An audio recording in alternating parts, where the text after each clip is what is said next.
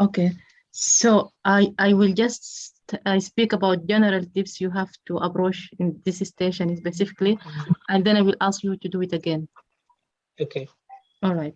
So first, you are breaking bad news. So since the introduction, you have to be careful about what you use. Like she told you his age is 73. Good to know that, and he's dying anyway. So okay. So relax with the station. Imagine this your patient. Forget about the script. I could sense that you're very influenced with the script. You forgot that you're telling me your husband is dying, and I must have been going through lots of emotions throughout, and this is really devastating. So you need to slow down and ask the patient more than you speak yourself. Like and you use some technical word also, just be careful and make it very simple language. Sometimes, like you said, the brain is complex area. I don't know the brain is what.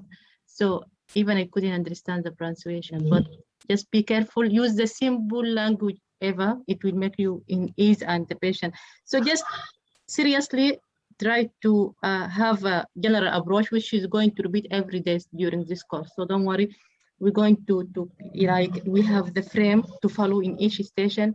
You will learn it by heart, but otherwise let the patient talk.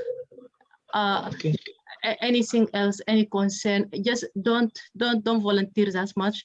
Let them lead the consultation for you, and don't try to explain too many technical words like anticipatory communication. So yes, yeah. So like let's start from the scratch. So imagine, like in the real life, you calling someone to tell them that your close relative is dying and you are not going to do any treatment. This is the fact about the station. So breaking bad news station. So we're going to tell the patient that very bad news.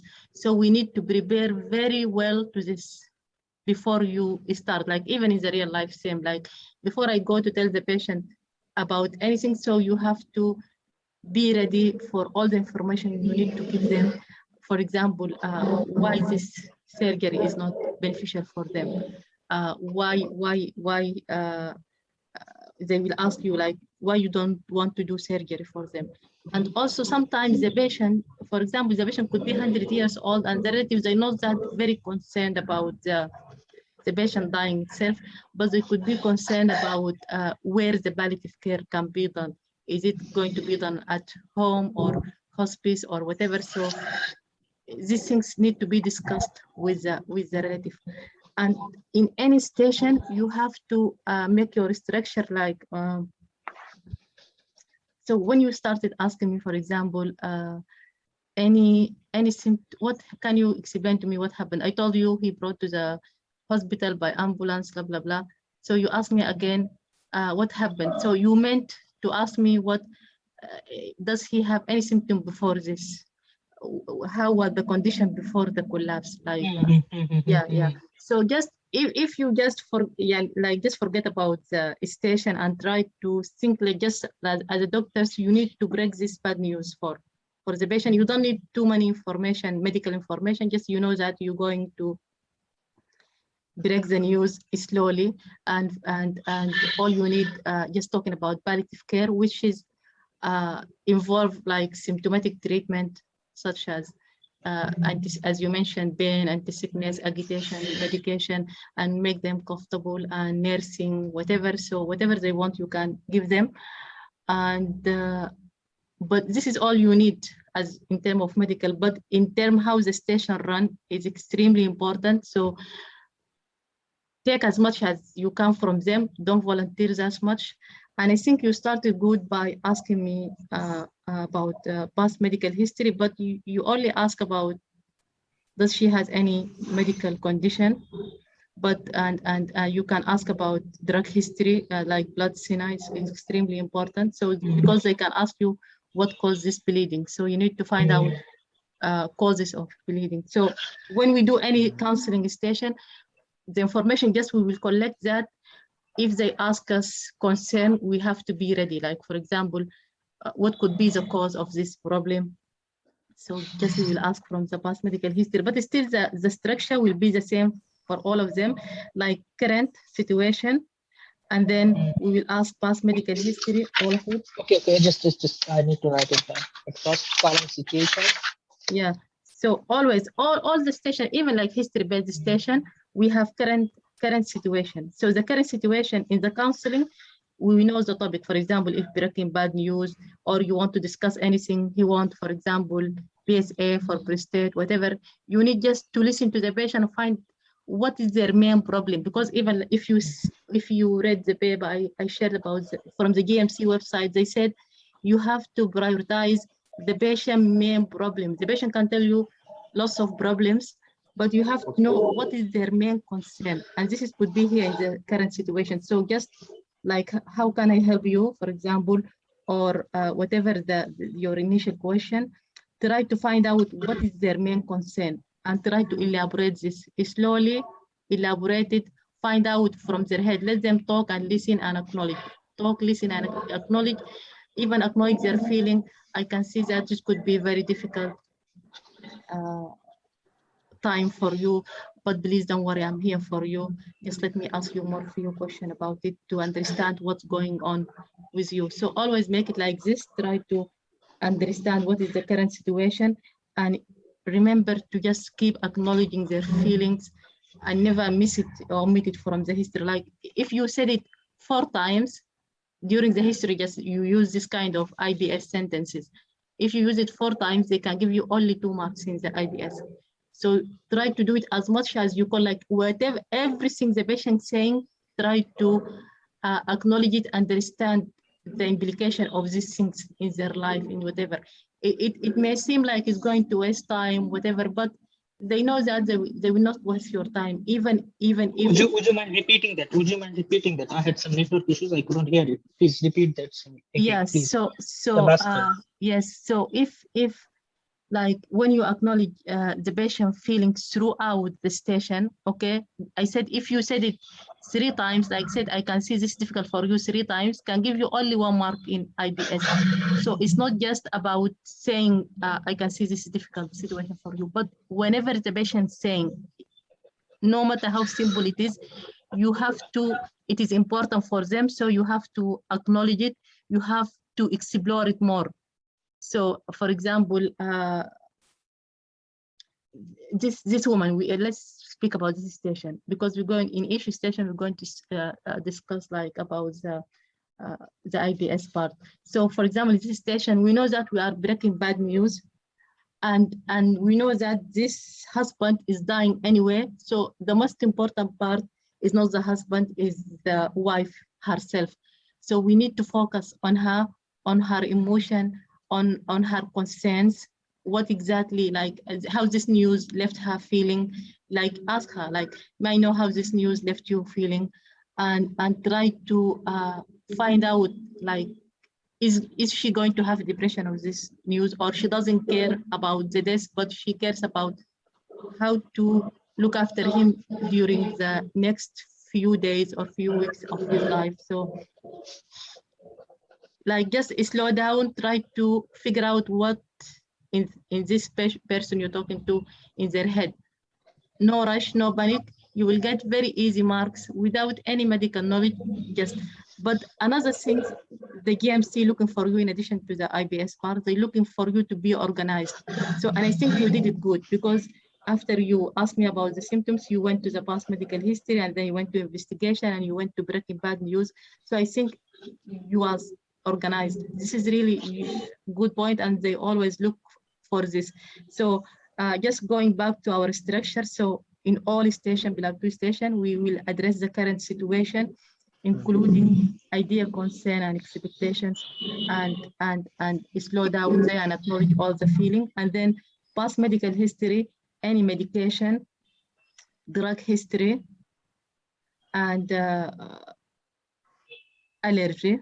But in this station is not necessary, of course, but I'm talking in general. So medication, drug history, and always think like what even in when we have to keep our structure, but still we have to pick up the question we want. So for example, in this station, allergy is not important. Social, family history, Yeah, and social history. analytic drugs history. Yes, but the drug is extremely important because we have here, for example, you asked me, was he regular on his So medication? Is really not, is very, like, I felt annoyed as a wife. I felt annoyed because if you're telling me my husband is dying, you don't want me to feel guilty about if he's regular or not regular with his medication. So it's not really important. What important, you're going to break bad news for this woman, and you're going to tell her about the cause of this bad news. So you will, from the past medical history, you can pick up on some few stuff. As you asked me, for example, high blood pressure, and for example, family history of bleeding. If he had aneurysm, so it can run in the family, and using drug history, using of blood thinner. So this kind of thing, it could be triggered his bleeding. So you will address her concern if she asks you what was the cause of his bleeding. But yeah, and so in other station, of course, we will continue with, after the past medical history, we will continue with the family history and social history. So in this station, you can also ask a little bit about the family and social history for the mother herself. Like you asked me already, so like anyone else live with you, because the mother needs support. It's not about the husband who's dying, but about the wife. So anyone lives with you, anyone can support you during this time. So you need to find out in the family history and social part, you will find out about the wife herself, if she need any support, anyone who lives with her, and this kind of things. And breaking bad news, I okay, see. Yes, yes. You can ask me in the end. So just, when you say acknowledge, yeah. Okay. Then you tell. Yeah, you can write down. Yeah. So, so we keeping our structures. We assessing the current situations, and you started with good thing. What do you know about your husband? So it's good to find things from them rather than to give them anything. So let them talk. Like, can you tell me? Make it as a story. What happened? So when you ask me, for example, it sounds really strange for me about what did you ask me? Just I think the structure is, the idea is right. Like, you asking me about what happened, but it sounds like, for example, is anyone told you about your husband's condition? So obviously she knows about her husband. I know this is sentence in the script, but she already knows that her husband is in the hospital. She might be with him during the past few days. Okay, and you saw her many times. So you need just to ask her, hello, because this is the first time we meet. So can you please tell me what do you know about your husband's condition so far? So she will tell you all the story, and before that, and like when you move from part to another, so just to tell the examiner that you are organized and you having your structure and you're moving from part to another. So signpost. Like, for example, now I would like to ask you some background history about his past medical history. So has he been diagnosed with any medical condition in the past? Was he prescribed any medication for that? And by any chance, any placebo, for example, or any medication he's taking. So this is done. So after that, you move to the breaking the news itself. So Doctor, I have a doubt. yes. Suppose if I feel that time is running out, and if I ask a question like, can you tell me what is worrying you, while basically I have to address her concerns, right? And I've Yes. spent too much time on history taking, and now I don't know like what is her main concern. So if I ask her a question directly that what is it worrying you, so is that rude, or we can ask such questions? So like, just when you listen, like, for example, when you start the station, how can I help you? They tell you something important, don't ignore it, explore it and acknowledge it. And we also ask about ICE in all stations, your ideas, concern, expectation. no matter even if it's delayed your time, you didn't manage your time, they wouldn't fail you. So I had one of my stations exams. I really spent unnecessary time in exploring the patient emotions and these things. But I didn't do the management, but they told me they gave me mark in management in the exam, and they passed me because like they know that you know it, and you really wasted your time in it's always important to waste your time in the patient consent. Okay. Yeah. Yes, So because the patient don't is the priority, they say. So even though I have addressed the patient concern, if I'm not able to complete the management, they will give me marks because the patient wanted to have those concerns and I need to address his concern. Yeah, Okay. exactly. And as I told, they will not ask you, they will not tell you too many of them. Even if you ask them any concern, if like, for example, if you kept asking any concern, you ask it too many times, okay, the patient will tell you, I don't have. And the examiner will give you marks for being very, like addressing, being very sensitive about the patient emotion. So don't you worry, this is for them is really the most important than anything else.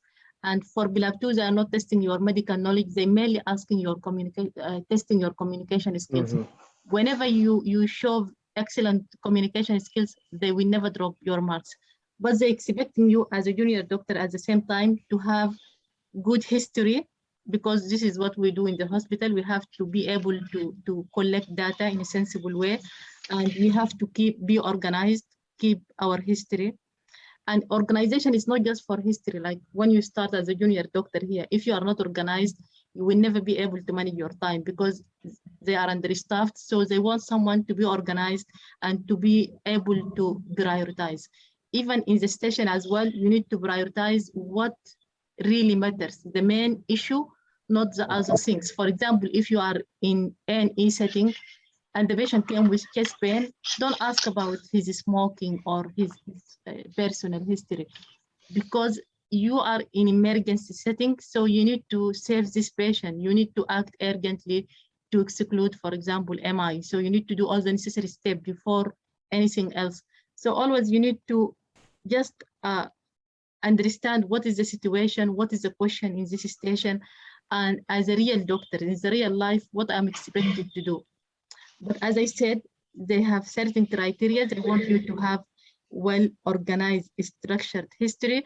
And it's very simple. It's not just by asking too many DD, just exploring the current situation, okay? And ask the past medical history, family and social, and then go to the examination, investigation, management part. So it has to be in order, and you have to tell the patient why you're doing this, why you're asking this set of questions. Make your map like I'm moving. Thank you so much for answering this. Now I'd like to learn a little bit about your medical background. Now I'd like to ask you some few personal questions if you don't mind, because it's really important here. So signpost, always make yourself organized, and it makes a huge difference in someone. And I know one of the doctors did mock, just only mock with me. So he doesn't have enough medical knowledge, to be honest, or he didn't prepare for the PLAB2, but he's teaching OIT for a while. So he has extremely good communication skills.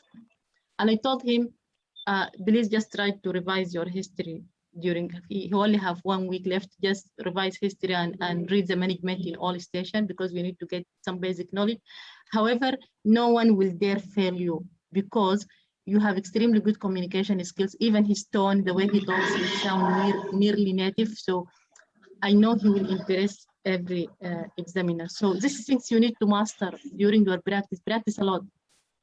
Please practice a lot, as much as you can. It's not about just reading the notes. Just try to find someone to practice with, even if you practice with yourself. Read aloud, try to improve your tone, your English, the way you talk, the way you ask things. Don't think in the exam, how should I put this sentence? It has to come as natural in the exam. They shouldn't feel that you're thinking what you want to say. So please master this. And this doctor I'm talking about, he got 11 and 12 in most of the stations.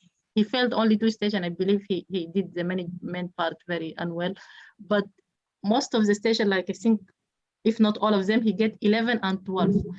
Because most PLAB2 stations are mainly counseling, and they doesn't need lots of medical knowledge. And at the same time, just I need you to be really very good, and you have your confidence and the way you talk, the way you address the patient concern.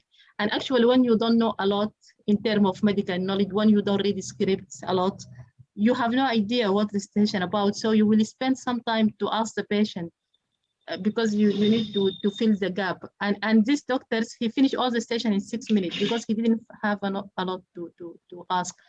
So when you ask the patient, they just what brought you here, and explore it, explain it, explore it in depth, whatever they say, address their concern. You will sound very professional. You will save your time. You finish early. So always focus in these areas, and don't ignore the patient. Don't ignore the IBS part. If you got 4 in IBS, they will never fail you. So always try to, and this is something a little bit difficult because it needs practice, but at the same time, it's not like medical knowledge. So you can guarantee that you can get high marks in your IBS part if you keep practice every day, and practice the station, not just to learn the script, but to be able to speak better as a doctor, because they will be, and they're very good to spot who learns the script and who just speak naturally. So always try to. Okay, Afan, Yes. sister, Yes. you told me one thing. For example, every time she's the patient is telling me something, I need to acknowledge that. For example, I can, for example, if she's, what should I say? I'm really sorry. Should I say the same sentence, or I need No, to no, have? I don't like sorry. I don't like sorry, but Yeah. for What can I example, say in this regard? if telephonic is difficult because you need to observe, for example, if it is face to face, nowadays they make it video consultation. So if you can see the face, you will see the face that has changed when you break say any sentence. They will do some changes in there. They're good actors. So for example, I can see you are a little bit concerned. May I know what exactly concerning you? It depends on what the things you are saying. For example, if you break bad news over the phone and you can't see them, but it most likely to affect them, but it not necessarily to upset them. So may I know how this news left you feeling? And when they tell you it, I really just, I'm shocked now. I'm really sorry. I can understand this is a lot to take in. Please don't worry. We are here to support you, and this kind of things. I can see that you're really shocked now. But when it is a telephonic station, then what I'm supposed to do? And avoid to say I can see, like don't say directly I can see that you are shocked. Say this must be. Always say this must be a shocking news. This must be very stressing. This could be a really challenging time for you. So always say could be, must be, like because you don't know, it could be not distressing for them as well. So just this could be, because like for other people, bad news, it could be distressing. So yeah. So I need to follow the flow of the patient, just and address his concern. This is all about. And yes. I show emotion where it is needed, and also acknowledge his emotions, isn't it? Yes, and always don't point out, like don't say, I can see that you are distressed. Say this could be the news, like whatever you said, or the situation. This could be very challenging. This could be very distressing. This could be very upsetting. Angry patients. This could be very frustrating. So always try not to point out for the person. Just try to make it clear. Okay, thank you. So in the exam, forget now, learn the script, not to script just to teach you to prepare yourself, like when you read the script, because it will be very similar in the exam. So for example, if the patient said, why you don't do surgery? So we know that in the station, the patient is going to ask you why you are not going to questions. Yeah. So, but prepare the answer from your own words and in a way that makes sense. Because the examiners know the script, they've been examiners for 10 years or more. So try to avoid script language, make it simple in your own simple language, and yeah, it will go much easier even. And yeah, listen to the patient more. Give them chance to talk and listen to them and explore what they say, because the thing that they will teach you in the exam as well if you have good listening skills. So how you going to show the examiner you have good listening skills? By reflecting back what the patient is saying. For example, in addition to reflecting the emotion and ideas part, but also even like if they said symptoms, for example, you have, when you get to the management, you have mentioned that you have headache, so I will give you some painkiller for now. So when you say yes, you have mentioned that, you're showing that you was listening. You are not scripted. You're just treating what the patient tell you. Yeah, so it's really important.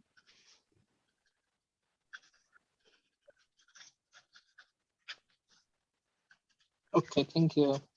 You're welcome. So if you imagine this is your real patient in the real, forget about PLAB2 exam. Always, even when you go to the exam, forget this exam. And the good thing, there is no examiner to distress you out.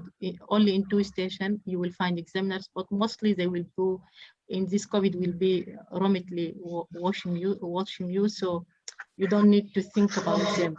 So you have your patient and they are very nice, the role play, especially if you be nice to them. If you be nice to them, they will be nice to you. So and since this is a structure they already have, it's not about them, but they always instructed to address you according to your communication skills. Like I do similar tutoring job in Queen Mary University, and they share the script with us, the script of the role player. So they hire real actors to do the role players, and they share us the script. So as a tutor, so in the script they will tell them like this: please don't answer unless the student address the situation in a sensitive way. Please don't answer unless the student show enough empathy.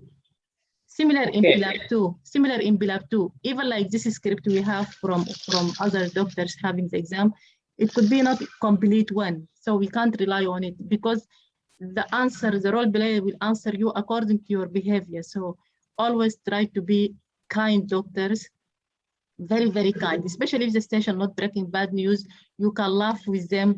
And even if you do a joke with them, it's totally acceptable and will increase your marks. So always be natural yourself, what you will do in the real life, and try to be really nice and kind, even if you didn't have perfect English, but still they were able to understand you and laugh with you and feel comfortable with you. It will increase your mark as well. Okay, thank you. All right. So I know one of the doctors, so she had she had in some station, she had 12, I think, or 11. She told me she didn't do the management, but she was laughing with the patient.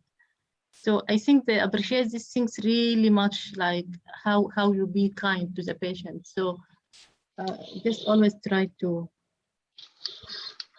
focus in this and be very kind, very sympathetic, very empathetic, very good doctors. At the same time, just keep your structure, your history structure, because they are also checking this out. They need to see that you know your history and you are an organized person. And as something makes sense. For example, some people get in data gathering only 1 or 0, and they ask all this, not all the script, even more. They ask all the DD in the word and they got 0 in or 1 in data gathering. So, and why is this? Because they're just speaking to themselves. They are not addressing the patient problem. So, for example, the patient came with headache, but this time, this station they change it. It's not about the headache. You're asking me about subarachnoid hemorrhage, and especially do you have any early morning vomiting, blah, blah, blah, this silly question. The patient, you didn't ask the patient and you didn't know what concerning them about this headache. So this headache, normally they got a treatment. You are in the GB setting, they saw a GB before, they have ibuprofen and paracetamol already. But they came here maybe for insurance. They came here because their friend told them do CT head. So always try to find out what is the patient main problem, main issue in the history of present illness. So when you finish, how can I help you? They will tell you, for example, blah, blah, blah, blah, elaborate it in depth. And when you finish from this, okay, try ask anything else. After that, try to find their concern, their idea. So before you get to the past medical history, you can ask idea, concern, and expectation, and find out what exactly they want. Because if they didn't want, What should I ask the eyes? What should I ask the eyes? so you can ask it after finishing the history of present illness. Before you move to the past medical history, ask your eyes here. Before the past medical history, because if they brought any issue, they have any concern, maybe their problem is not the headache, they have different concern. So if they have any concern, you need to collect more data before you move to the past medical history. You don't want to ruin your history structure. So that's why you ask the eyes here before you move to the past medical history. For example, if they brought any new concern, you wasn't expecting it, you're expecting something else, you're expecting different station, it turned out they're concerned about something different. For example, they ask you, could it be cancer, doctor, this headache? So you will start to ask about cancer symptoms. First, before you start, if the patient, for example, asks you, could it be cancer? Ask them, why do you think it could be cancer? So always try to answer the question with another question. Why do you think so? And then ask them. Just reflecting. Isn't it reflecting? Why do you think that it could be a cancer? No, because if you ask, what do you think it could be a cancer? It could be they have family history of cancer. So they will give you shortcut answer. They will save your time. Okay. Yeah, so you can then save she will time. just okay. For Yeah. example, if she has said, I'm very much scared that I might be having a cancer. Okay, then am I allowed to say, what makes you think that you are going to have a cancer? Yes, Is exactly. this the reflection? Is Yes. this the reflection? Yes, it is a reflection, but we aim from it to find out what symptoms they might have symptoms, they may have family history of cancer, whatever. So it will give you shortcut to finish the history. So always when they get the patient involved in the history, like keep asking them anything, for example, say anything else, they will guide you through the station rather than just keep asking your own question and get off topic and lose more marks. So I would always let the patient guide me and help me to collect the right information, because in this data gathering, it might sound easy to collect information from the patient as a doctor, but in PLAB2 is not, because in PLAB2 they want you to address the main problem and the main patient concern. So if you ask just any normal question like any headache, any seizure, any this, you will be wasting time and you will be off topic, and they will give you very low marks. So how I can know the right answer? Just by asking the patient. Let them help me. What in their head? What exactly this station about? Because if you assume this station, I know it. This station, for example, Mineri station, for example, I know it by heart. I will ask the patient this and this and this, and it turn out something else. Some people get very, very low marks and they don't know why. They tell me like, I really followed the script and I did anything. I don't know why. So because they might have changed the station, they have different concerns in this station rather than the previous station. So always be very careful and let the patient guide you rather than just keep talking. So, doctor, it is very important that I follow my history taking properly to get the diagnosis out of the patient. Like suppose for a headache, suppose the patient has migraine, and she will definitely let me know the symptoms of migraine, right? If I take my history properly. No, actually, this is in our country.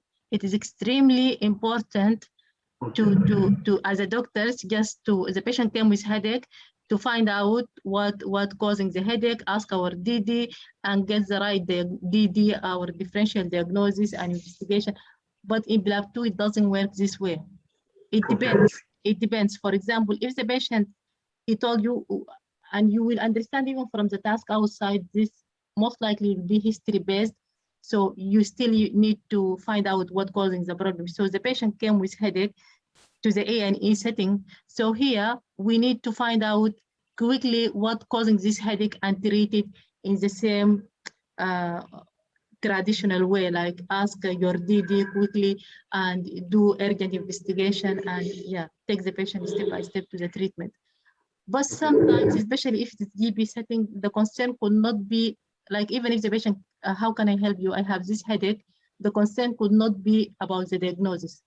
It could be already diagnosed. He already had migraine. He knows that for 10 years, but maybe his medication is not working. So we'll be in this station. We're not going to be asked about DD because we know earlier on the patient concern is about the medication is not working. It's not about diagnosis. It's already diagnosed before. So it's really important just to find out what is the main issue, and then you can address it accordingly. Yeah, sometimes the patient, need a diagnosis in very few stations. Yeah, in very few stations in very few stations in PLAB2, yeah, there is, we must follow the traditional way and ask about DDD, but it's not that many, too many stations. So just be careful and try to find out what's the patient main issue and take it from there. If the main issue, he has acute headache and doesn't know what causing it, so yeah, you will do it the ordinary way, just to ask the DD for headache and find out what So causing. basically, it depends like what the station is mainly about. If it's about diagnosing, then I'll have to focus on my history taking and get the DD out. Yeah, And exactly. If it's Yeah, about the absolutely. medicine not working and all, then definitely I know if the medicine has been prescribed for migraine, so I'll approach in that. Understood. Absolutely, yeah. Absolutely, yeah. Exactly. Okay. Thank you. Yeah. Because like just some few doctors like they or many script actually, and this is why makes people feel like it showed that, like, for example, if headache or whatever, we should just follow the traditional way by asking our DD this. But because PLAB2 meant to examine, they wrote it very clear in their website. We are not testing your medical knowledge. We already tested in PLAB1. Now we need to know your communication skills. So that's why if at any point they picked out that you are not with the patient, you're just bringing something from your head because you're following certain structure, you will lose lots of marks. So it's really important to find exactly what the patient problem, what exactly they want from you, and then you can act according to that. Yeah. Understood, doctor. Okay. All right.